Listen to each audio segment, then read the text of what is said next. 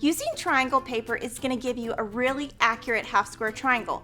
And the best thing about triangles on a roll is the paper is nice quality, it's super thin so it's going to tear off easily, and it's very accurate. We have this cheat sheet that you can download from the description box that will help you kind of get started and learn how half square triangles work.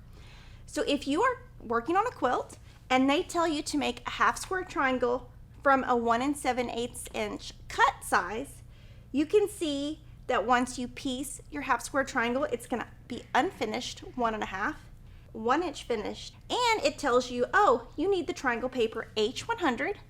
So you just look and it's going to say H100, and also on the outside it's going to tell you your finished size and your unfinished size. And it will also tell you the width that you need to cut your fabrics before you start. So we're gonna go ahead and make some half square triangles, and I'm gonna give you tips on how you can use this in your sewing room. So I picked the 2.5 inch finished size because I happen to like that size. I'm gonna be making 8 half square triangles. So I need 4 squares. You just take the number you need, divide it by 2, and that's how many squares you will need. You're going to cut directly on that line, not before, not after, because it really is important that you cut directly on that line to get accurate results. So I've cut my paper off, and this tells me to cut my fabric 7.5 inches wide. So if I cut 2 7.5 inch squares, put them right sides together, that's super important. So your right sides are here. You place your triangle paper right on top, and you're going to pin wherever there are not dotted lines. So we're going to pin 5 times. I like it to be nice and flat. You want your fabric underneath to be ironed and no wrinkles for accurate results. So it's put together really nice. Our paper is on top. We're going to go to the sewing machine and stitch on the dotted lines using a 1.5 stitch length, and we're going to be super accurate and sew directly on those lines because that is going to give you an accurate result. If you make the line too fat, you're going to have too small of half square triangles, which is the beauty of the paper, gives you accurate results. So let's go to the sewing machine.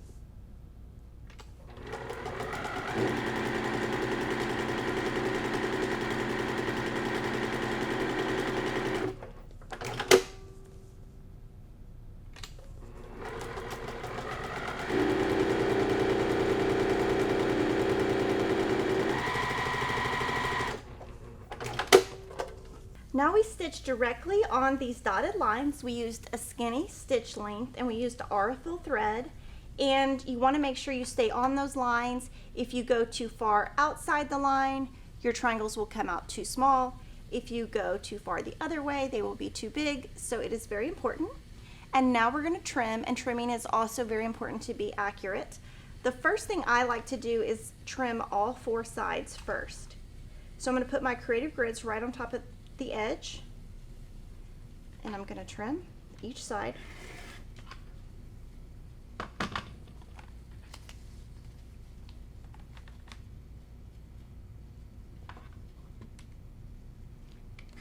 And there's not a lot of thinking because you're just trimming the paper. You don't have to think, you don't have to do any measurements or anything like that, which is what makes triangles on a roll really fun, is because you can watch TV while you're sewing and do lots of other things because you're not having to think about it once you've figured it out.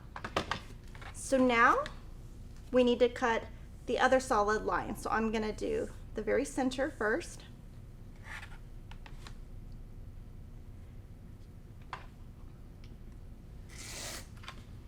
And then I'm gonna go ahead and just cut these separately.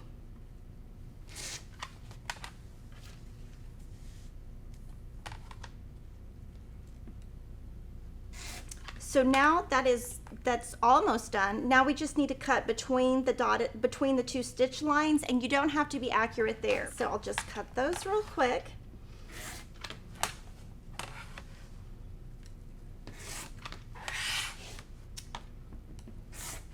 So we've cut those. So now you can see that 4 squares have given you 8 half square triangles. 1, 2, 3, 4, 5, 6, 7, 8. So now I'm going to show you how you pull the paper off. I like to pull the paper back and really crease it, and we did a really tight stitch length.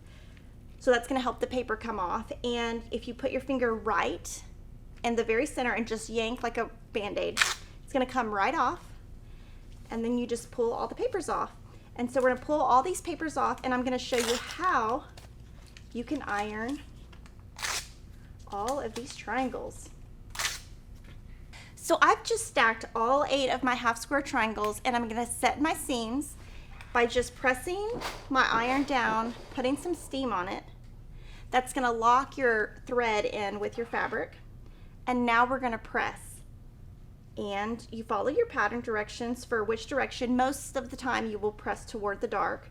So I will finger press this toward the dark and put the very edge of my iron right on that seam.